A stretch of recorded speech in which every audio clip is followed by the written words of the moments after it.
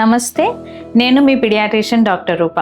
మా new moms అందరూ చాలా ఎక్కువగా ఇబ్బంది పడేది, ఎక్కువగా కంప్లైంట్ చేసేది, సిగ్నిఫికెంట్ కంప్లైంట్ ఏంటంటే ఎక్సెసివ్ క్రై, అంటే బేబీస్ గుక్క పెట్టి ఏడవటం. చాలా మంది మదర్స్కి ఇది చాలా ఇబ్బందిగా ఉంటుంది. గుక్క పెట్టి బేబీస్ ఏడుస్తారు, వాళ్ళు ఎందుకు ఏడుస్తున్నారో అర్థం కాదు.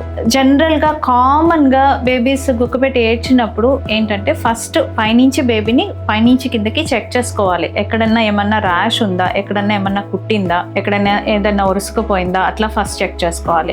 బేబీ కంఫర్టబుల్ గా ఉందా లేదా చెక్ చేసుకొని, ఎత్తుకుంటే సైలెంట్ గా అవుతున్నారా లేదో కూడా చూసుకోవాలి. ఇఫ్ ఇన్ కేస్ ఎత్తుకుంటే సైలెంట్ అవుతున్నారు అంటే బేబీస్ ఎత్తుకోమని అర్థం. ఎత్తుకుంటే కూడా సైలెంట్ అవ్వకుండా గుక్క పెట్టి ఏడుస్తున్నారంటే కామన్ గా కాలిక్ పెయిన్స్, అంటే స్టొమక్ పెయిన్స్ కి బేబీస్ ఏడుస్తూ ఉంటారు.